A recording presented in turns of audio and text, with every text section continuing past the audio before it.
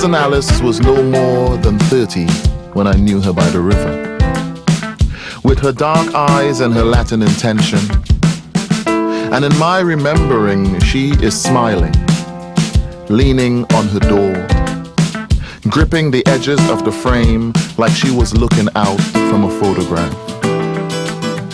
And how she moved from room to country room, Alice, in her new house, washing spoons with water she stole from heaven. She used to catch the rain in buckets to wash with. Coppers sent them where they lived by the river with 3 sons and 6 acres.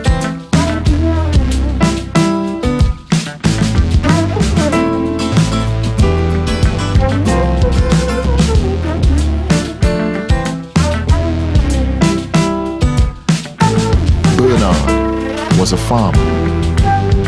He had muddy boots and dirty hands. He drove a truck, kept black hogs and cows, planted pigeon peas and corn, waved his cutlass hand with the edge grinning in the sun.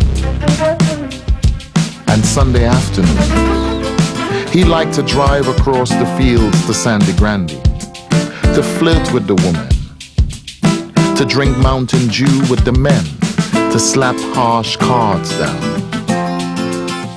But there were black bugs in the corn that year, and white lice on the leaves.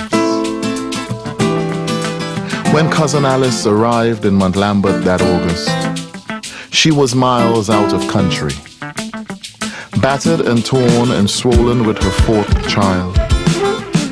And my grandfather went out in the dark to open the gates for her. Alice, in the bedroom, was either counting the stars or the holes they left when they fell.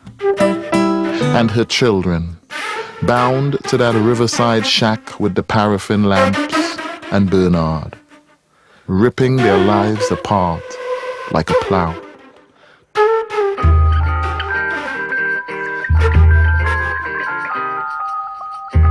Dark shadows one 4-day dawn, thick black blood in the sheets. And that gospel radio was still singing in the kitchen. And whip snakes were whistling in the trees. Light was feeling round these houses. Ghost white ibises were preening in the short grass.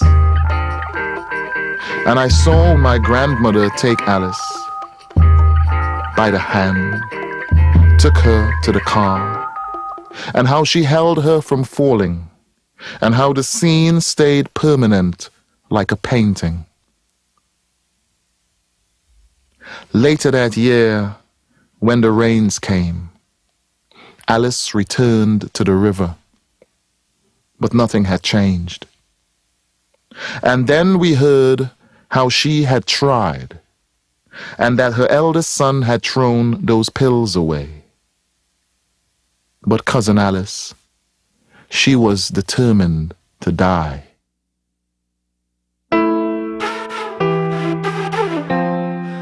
We saw her in that colonial hospital with the vending machines and the chloroform.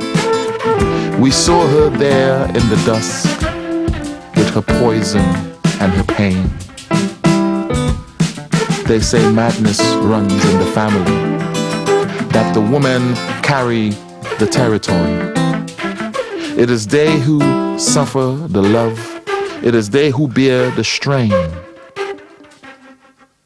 They said Alice had lost her mind.